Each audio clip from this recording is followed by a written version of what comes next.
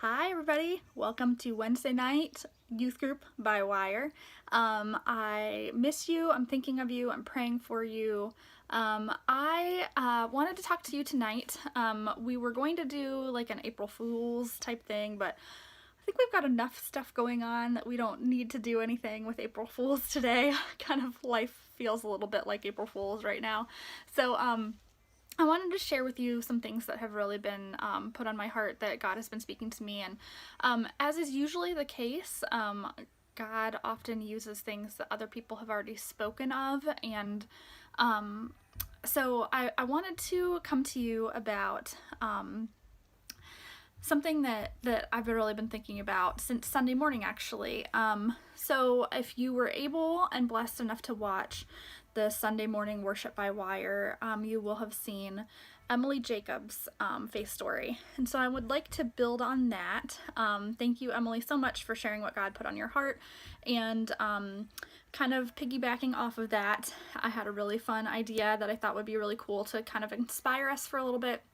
So what Emily spoke about was kind of the connection that she's reading Jeremiah right now, the book of Jeremiah in the Old Testament. And in the book of Jeremiah, just a little bit of context and background there, basically the book of Jeremiah is written by Jeremiah, and Jeremiah was a prophet, and so what happened was God spoke to him about things to come, and these things that Jeremiah spoke about were not fun things.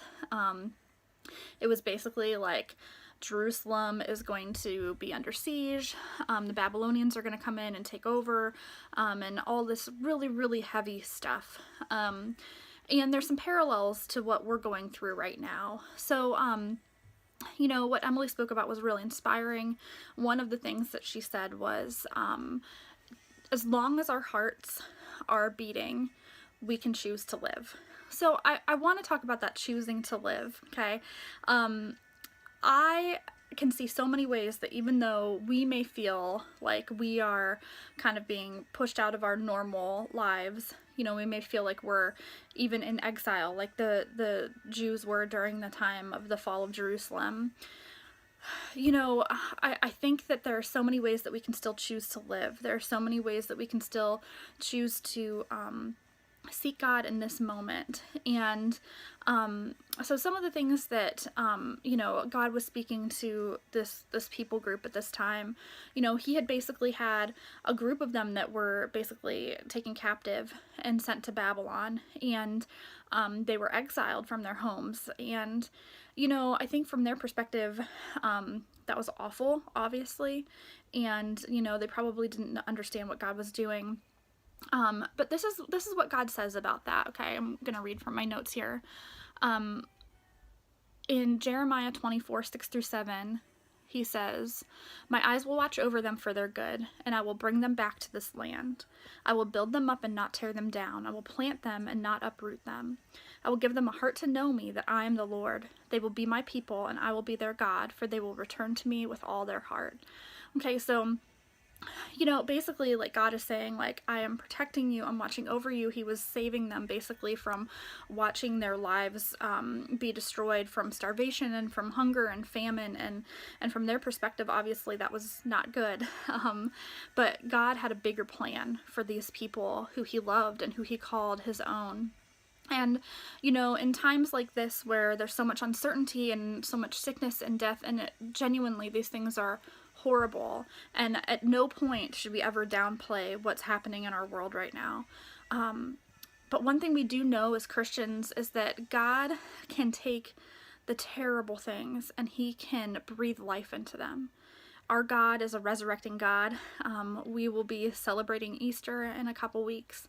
Our God is a God who took the dust of the earth, breathed life into it, and created man. I mean, that's how things started for us. It's amazing. Our God is a God who, you know, when Jesus was on earth, he raised people from the dead. He constantly was choosing life over and over again. And even within himself, he raised from the dead.